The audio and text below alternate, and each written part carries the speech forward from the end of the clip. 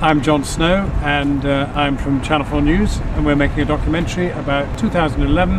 We've come to Liverpool to talk about protests, because I was at Liverpool, well, for a short time, and I protested.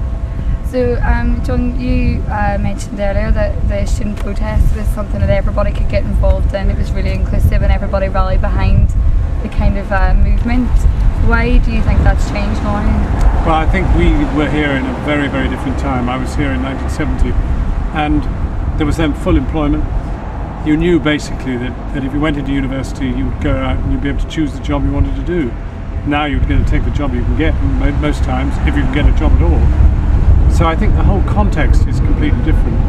And I think also the fact that you're in debt, even if it's only notional, it's real. We were paid to come to university. We were paid grants. All of us got grants. I mean, I got a grant. I never had to earn any money while I was at university. So do you think that, I mean, obviously last year we saw a glimpse of what the students can do to the status quo. Do you think there is a future in student protest? Do you see that they can still be the vanguard of a movement to reject the society that has been created for us?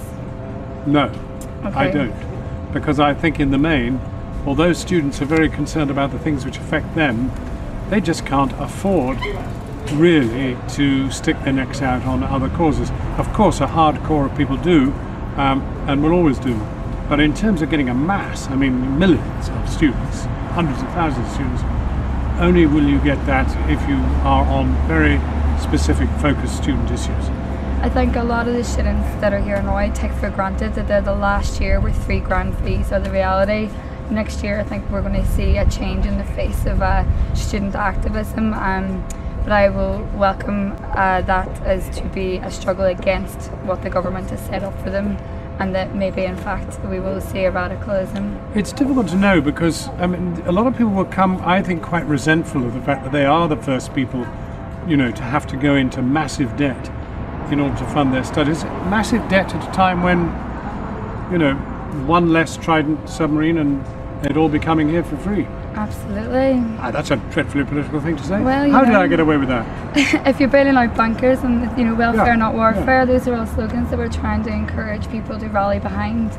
Free education for all. I know you'd get to me if I was here. You'd convert me to some mass cause and you'd have me out on the street. I'd never do any studies. So would you fancy doing an occupation? We'll bring your books. I'm a bit long in the tooth for that now. You know, 6 weeks in here without a shower was hard work, you know. Wow. That's what we were in there for 6 weeks. 6 weeks. And there was never less than 600.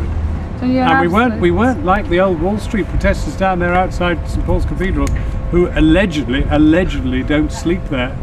Only one in 10 tents is occupied, according to the police infrared camera that's been filming them.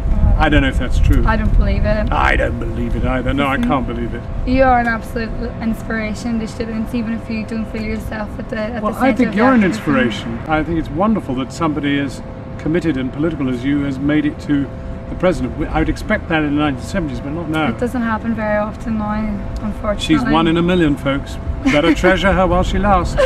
Thank you so much. It was really great.